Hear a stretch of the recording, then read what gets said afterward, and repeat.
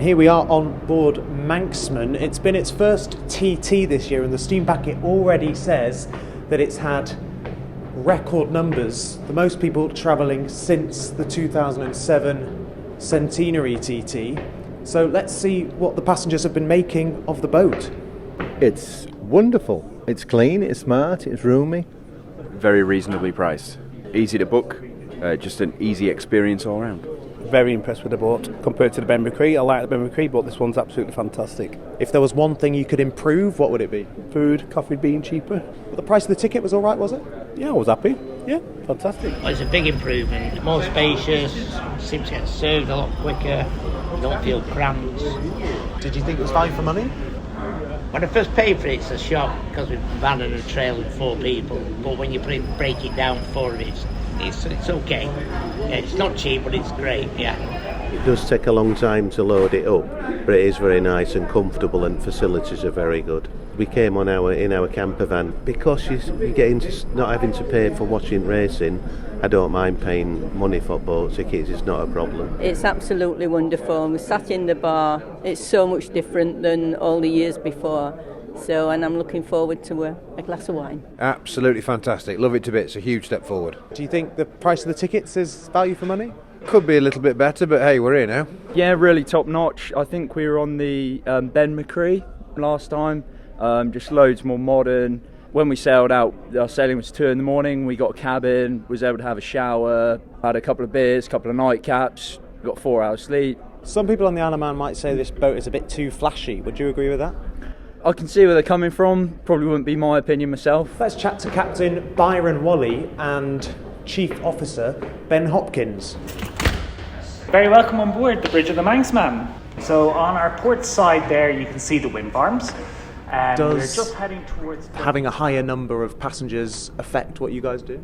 So it affects the turnarounds, and that's why with the timing and things, we've got to get those passengers on and off in a safe manner, and it just takes time, especially with the motorbikes. We've got to lash and make sure each one's secure as we go along. So yeah, just the bigger numbers, larger number of camper vans as well and things, which sort of add to the more, say, the awkwardness of the loads.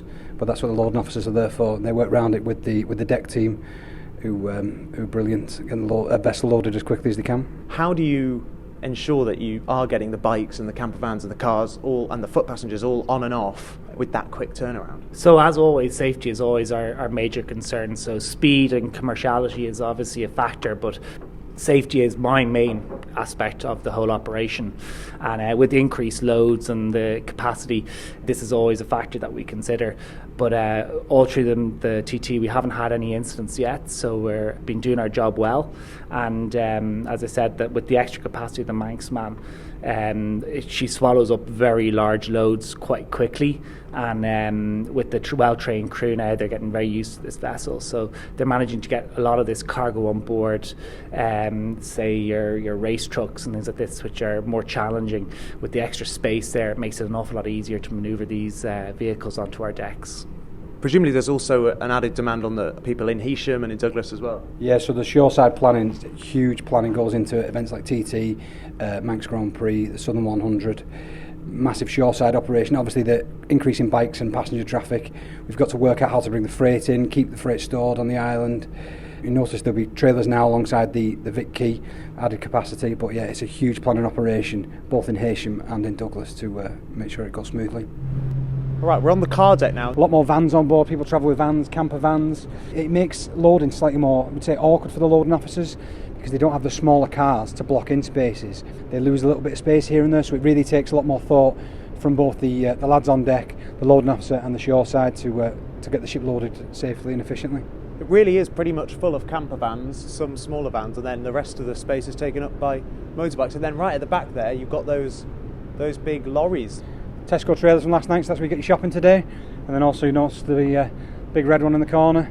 Make sure your post comes over. When bookings opened for next TT, some people had trouble getting onto the Steam Packet website. The managing director is Brian Thomson. I think it's something we're continuously looking at. I think it's just really difficult when we release on a certain day. Whatever that day is, we're always going to get that amount of traffic, but I think that's just testament to the popularity of the event.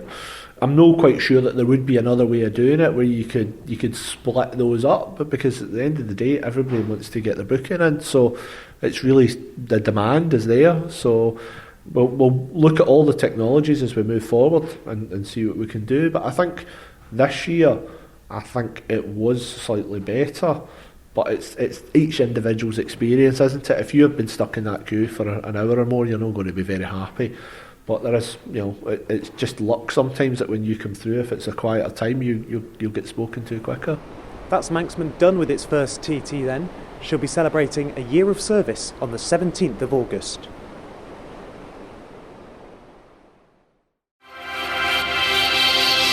Thank you for making it to the end of the Manx Radio newscast. You are obviously someone with exquisite taste. May I politely suggest you might want to subscribe to this and a wide range of Manx Radio podcasts at your favourite podcast provider, so our best bits will magically appear on your smartphone.